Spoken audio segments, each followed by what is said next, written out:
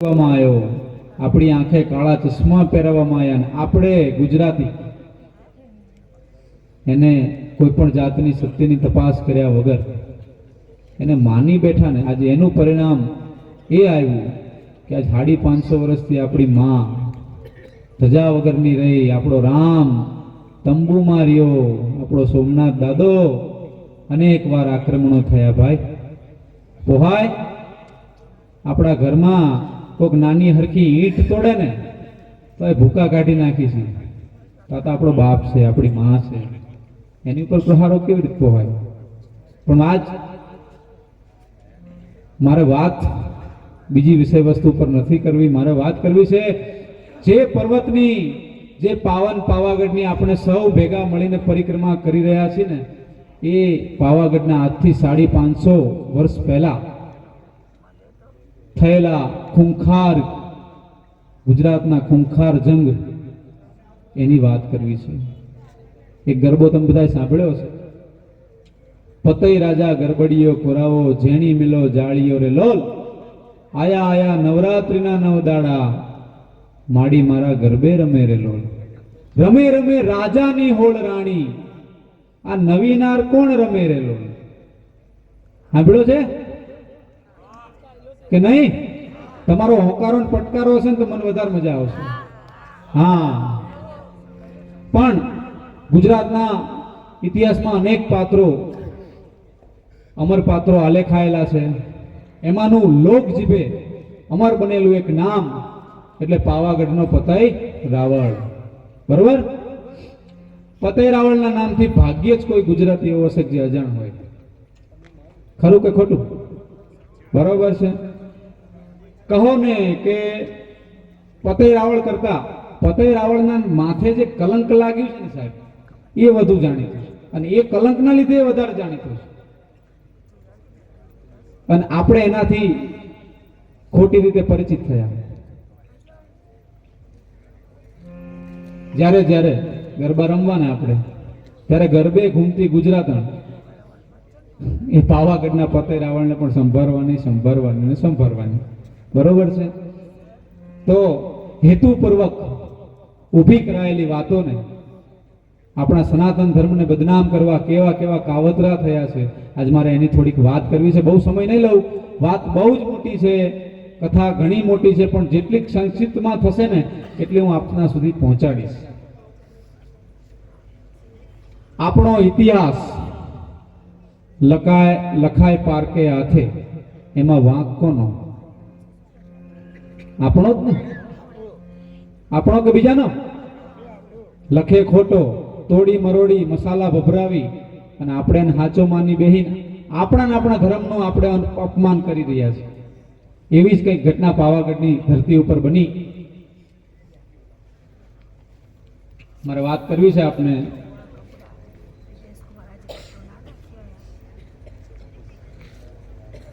હવે આપણે આપણી કથા ઉપર વળીએ છીએ. બહુ જ ધ્યાનથી સાંભળજો મિત્રો, એક એક શબ્દને ધ્યાનથી સાંભળજો. આપણી કથાનો નાયક છે જયસિંહદેવ ચૌહાણ, એટલે કે પતઈ રાજા. એમનું નામ હતું જયસિંહદેવ ચૌહાણ. એમનું અસલ નામ એટલે પાવાપતિ જયસિંહદેવ રાવલ. રાવળ અપભ્રંશ થયેલી વસ્તુ છે, પણ ઓરિજિનલ નામ છે રાવલ. જ્યારે કથા એવી છે કે રાજા પતઈ નવરાત્રિની અંદર ચાંપાનેરના મહાનગરમાં માતાજીનું મંદિર, અને એમાં સર્વે નગરની સ્ત્રીઓ અને રાણીઓ ગરબે રમી રહી હોય છે. કથા એવું કહે છે કે માતાજી નારી સ્વરૂપે ગરબે રમવા આવે છે, અને એમાં કામાંધ બનેલો રાજા માતાજીનો એક ગરબે ઘૂમતી સ્ત્રીનો પાલવ પકડે છે. જોજો, એ વસ્તુનો સાર પકડવાનો પ્રયત્ન કરજો મિત્રો. પછી માતાજી એમ કે છે, એ ગરબે ઘૂમતી સ્ત્રી એમ કે છે કે હે રાજન, તું મને ઓળખ, હું કોણ છું. હું તારી ઈષ્ટ દેવી મહાકાળી છું. શું? હું તારી ઈષ્ટ દેવી મહાકાળી છું. મારો પાલવ ઝાલવો મૂકી દે, આનું પરિણામ સારું નહીં આવે. તેમ છતાં દારૂના નશામાં ધૂત, ચલો આપણે માનીએ કે રાજવી છે, સત્તાધારી પુરુષ છે, તો માનવ સહજ દુર્ગુણો એનામાં હોય, માની શકાય. એક માણસ છે એટલે સારા ગુણો પણ હોય ને દુર્ગુણો પણ હોય. તો દારૂના નશામાં ધૂત રાજા, તેમ છતાં જ્યારે માતાજી એમ કહે છે કે હું તારી કુળદેવી મહાકાળી છું, તેમ છતાં પણ રાજા પોતાની જીદ જારી રાખે છે. કઈ જીદ? માતાજી એમ કહે છે કે ભાઈ તારે જે જોઈએ માંગી લે, રાજપાટ, ધન, દોલત, ઘોડા, હાથી, બરોબર. તોય કે ના એટલે ના. તો કે તારે જોઈએ શું? કે મારે તો એક જ વસ્તુ જોઈએ કે તમે મારા ચાંપાનેર નગરના મહારાણી બનો. હવે અહીંયા વાત જોજો, ઇતિહાસ લખનારાઓએ તો જે લખ્યું તે લખ્યું, પણ આપણે કેવા મૂર્ખા કે કોઈ પણ જાતનો તર્ક ના કર્યો. સાચું ખોટું? હવે દારૂના નશામાં માણસ ગમે એટલો ધૂત હોય, તેમ છતાં પણ માતા અને પત્ની વચ્ચેનો ભેદ તો પારખી શકે કે ના સર પારખી શકે? હે, હોંકારો દેજો મને ભાઈ. જ્યારે માતાજી એમ કહે છે કે હું તારી ઈષ્ટ દેવી કુળદેવી છું, તો ગમે એવો, અને પછી જોજો હજી આગળ વાત જાય છે, તેમ છતાં રાજા માનતો નથી. પછી મહામાયા મહાકાળી પોતાનું અસલ સ્વરૂપ બતાવે છે. શું બતાવે છે? અસલ સ્વરૂપ. એટલે શું થયું ભલામણા, એ તો વિચારો તમે. આના સ્વરૂપને શાંત કરવા 14 ભુવનમાં કોઈની તાકાત નથી. એવો મારો દેવાધિદેવ મહાદેવ જ્યારે આડો પડે ને ત્યારે માનો ક્રોધ શાંત થાય. અને એવી રક્તબીજ રોળનારી, જેના નામથી ભડાકા થાય, રક્તબીજ, ચંડમુંડ, શુંભ નિશુંભ જેવા દાનવ ગલિયું ગોતવા માંડે, એવી માં જ્યારે પોતાનું વિકરાળ સ્વરૂપ બતાવે, તેમ છતાંય રાજા ના માને. આ વાત મગજમાં બેહે. એક સૂર્યમાં 45 ડિગ્રી, ઉનાળામાં 45 ડિગ્રી હોય એટલે આપણે શું કરીએ? હારો છાંયડો ગોતી કાં એસીમાં જતા રહીએ. તો આ તો કરોડો સૂર્યના તેજ બરાબર તો એની આંખો છે ભલા. અને એવી માં જ્યારે સાક્ષાત ઊભી થાય તો રાજનનું હાલત શું થાય કયો મને? બળીને ખાક થઈ જાય કે ન થઈ જાય? તો આપણે આટલો વિચાર કેમ ન કર્યો? આપણી ઉપર, આપણા ઇતિહાસ ઉપર, આપણી કથાઓ ઉપર, આપણા સનાતન ધર્મ ઉપર જે અંધાધૂંધ બધું લખવામાં આવ્યું, ફેલાવવામાં આવ્યું, હું તો એમ કહું છું કે લખનારાઓનો વાંક નથી, વાંક આપણો છે સાહેબ. મેં પહેલા જ કીધું કે આપણો ઇતિહાસ લખાય પારકે હાથે, પણ એમાં દોષ કોનો? આ એક કથા સાંભળી હશે તમે, આટલે સુધી જાણો છો ને, આટલું જાણતા હશો બધા. પણ હવે સત્ય શું છે ને હું તમને જણાવું છું. પાવાગઢનું પતન થયું, એ વાત સાચી. કેમ થયું, કેવી રીતે થયું, કોના કારણે થયું, બસ એ મારે આજ જણાવવું છે આપને. પાવાગઢમાં જયસિંહદેવ રાવળનું રાજ ચાલે છે. 13મી સદીથી પૃથ્વીરાજ ચૌહાણના વંશજ એવા રાજસ્થાનના હમ્મીરદેવના કુળમાં શ્રી પાલણસિંહે ચાંપાનેરમાં ગાદી સ્થાપી. એમના જ રાજવંશમાં એ પછી ત્રંબક ભૂપ આવ્યા. જે ત્રંબક ભૂપ એટલે ફતેહ રાજાના દાદા. એમણે ત્રંબક ભૂપે અમદાવાદના અહમદ શાહ રાજાને અનેક વાર યુદ્ધમાં હરાવ્યા. જ્યારે બીજા ગુજરાતના નાના મોટા રજવાડા એ અમદાવાદના કટ્ટરતાવાદી સત્તાધારી મુસલમાનને ખંડણી ભરતા, સલામો ભરતા, ગુજરાતના દરેક રજવાડા નાના મોટા, ત્યારે આપણું ચાંપાનેર, આપણું પાવાગઢ એક જ એવું અડીખમ રાજ્ય હતું કે જે સનાતન ધર્મની નેક અને ટેકને ઉજળી રાખીને બેઠું હતું. અને એની માથે આવા કલંક લખાણા. એ સમયે ત્રંબક ભૂપ, એમના પછી આવ્યા ગંગરાજેશ્વર દેવ એટલે પતઈ રાજાના પિતાશ્રી. ગંગરાજેશ્વર દેવ અને અમદાવાદના રાજા વચ્ચે પણ અનેક વાર યુદ્ધો ખેલાયા, પણ દરેક વખતે અમદાવાદને કારમી હારનો પરાજયનો સામનો કરવો પડ્યો. અને જ્યારે અમદાવાદ અને પાવાગઢ વચ્ચે જ્યારે યુદ્ધ ખેલાય છે એ સમયમાં અને એમાં ચાંપાનેરને વિજય મળે છે. બરોબર એ જ દિવસે ગંગરાજેશ્વરના ઘરે એક દીકરાનો જન્મ થાય છે અને એ દીકરાનું નામ સિંહદેવ રાખવામાં આવે છે. શું નામ? સિંહદેવ. પણ યુદ્ધમાં બહુ મોટી સફળતા મળી, મોટો વિજય મળ્યો એટલે સિંહદેવને બદલે જયસિંહદેવ ચૌહાણ એટલે આપણા પતઈ રાજા નામ રાખવામાં આવે છે. હવે આગળ કથા જાય છે.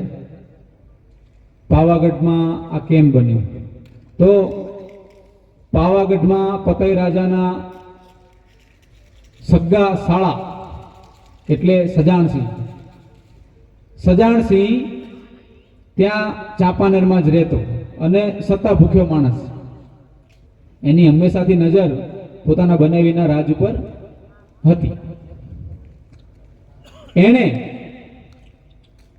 જ્યારે 1484માં મોહમ્મદ બેગડાનું યુદ્ધના આક્રમણો શરૂ થવાના હતા ત્યારે આ સૈયા વાંકડિયા એટલે કે સજાણસિંહે મોહમ્મદ બેગડાને પાવાગઢના ગુપ્ત રસ્તા, પહાડી રસ્તા અને બીજી અંગત માહિતીઓ મોહમ્મદ શાહ બેગડાને આપી દીધી. કહેવત છે કે ઘર ફૂટે ઘર જાય. એ રીતે 1484ની સાલમાં ખૂંખાર જંગ જામ્યો. 5 લાખના સૈન્ય સાથે મોહમ્મદ શાહ બેગડાએ પાવાગઢ ઉપર ચડાઈ કરી. તેમ છતાં 2 વર્ષ સુધી રાજા જયસિંહદેવ ચૌહાણે વીરતાપૂર્વક, પૂરેપૂરી વીરતા સાથે, સુરવીરતા સાથે 2 વર્ષ સુધી સામનો કર્યો અને અંતે 5 લાખના સૈન્ય સામે જ્યારે ચાંપાનેરનું નાનું એવું સૈન્ય ક્યાં સુધી ઝપટ ઝીલે ભલામણા, તેમ છતાં વીરતાપૂર્વક યુદ્ધ કર્યું. હવે અહીં એક બીજી વાત કહું તમને. એક ગરબો છે માતાજીનો, માં પાવાતે ગઢથી ઉતર્યા મહાકાળી.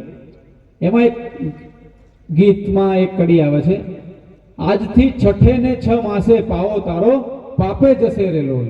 આવે છે કે નથી આવતી? એટલે માતાજી એવો શ્રાપ આપે છે કે ભાઈ 6 ને 6 માસે તારો પાવો રોળાશે. કોને શ્રાપ આપે છે? પતઈ રાજાને. હવે ઇતિહાસના પાને ખુદ ઇતિહાસકારોએ, મુસ્લિમ તવારીખકારોએ લખેલું છે કે ચાંપાનેર અને પાવાગઢ વચ્ચે 2 વર્ષ સુધી યુદ્ધ ખેલાયું હતું. તો આ 6 મહિના ક્યાંથી આવ્યા? અને માતાજી જો પાવાગઢનું નાશ કરવા જ માંગતી હોય તો એક વિધર્મી રાજાને સપને જઈને શાંત શું કામ કરવો? ગુજરાતના બીજા રજવાડા નતા? વાત ખોટી હોય તો કહો મારી.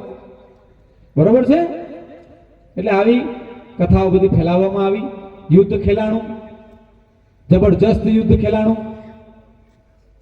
અને જ્યારે પૂરી વીરતાપૂર્વક સામનો કર્યા પછી રાજા જયસિંહદેવ ચૌહાણ અને એમનો પુત્ર, એમના દિવાન ડુંગરસિંહ જ્યારે મરણ શરણ હાલતમાં જીવતા પકડાય છે ત્યારે મોહમ્મદ શાહ બેગડો ચાંપાનેરની અંદર જ એક દરબાર ભરે છે અને એ વખતે પતઈ રાજાના શરીર ઉપર લોહીની ધારાઓ વહેતી હોય છે. એક અંગ એવું નથી કે જેની ઉપર તલવારના ઘા ન લાગ્યા હોય. એવી હાલતમાં પણ એ અડીખમ સિંહની જેમ બેઠો છે અને મોહમ્મદ શાહ બેગડો જ્યારે રાજા જયસિંહદેવ ચૌહાણને પૂછે છે, હે પતઈ, હજી પણ તું મુસ્લિમ ધર્મ અંગીકાર કરી લે તો હું તને તારું ચાંપાનેર પાછું આપી દઉં. અને એ દિવસે, એ ક્ષણે આ હિન્દુ રાજવી, આપણો સનાતનનો સિરમોર જવાબ આપે છે. જવાબ સાંભળવા જેવો છે કે આ માથું કાલે ભવાનીને નમતું હતું, આજે ભવાનીને નમે છે અને આવતીકાલે ભવાનીને જ નમશે. તારા જેવા કૂતરાને તો નહીં, નહીં અને નહીં જ. એ જ ક્ષણે મોહમ્મદ શાહ બેગડો પોતાના તલવારનો ઘા કરે છે અને રાજાનો શિરચ્છેદ કરે છે. આ એક કથા છે આવી. અને એ સમયની અંદર રાજા પોતાનું સનાતન ધર્મની નેક અને ટેક જાળવીને પણ એક વિધર્મીને તાબે થતો નથી. બસ મોહમ્મદ સાહેબ બેગડાને એમ હતું કે આજે આટલું બધું યુદ્ધ ગયું, રાજ ગયું, અને હવે આ મને નમી જશે, હું મારી શરત સ્વીકારી લેશે. બસ એ શરત ના સ્વીકારી અમથું ચાપાનેર તો 3 પેઢીથી અમદાવાદને આંખના કણાની જેમ ખૂંચતું જ હતું. છેલ્લી ઘડીએ પણ મોહમ્મદ શાહ બેગડાને જે કરવું હતું એ ના થયું, એની શરત ના સ્વીકારાઈ, એટલે મોહમ્મદ શાહ બેગડો બેબાકળો થયો.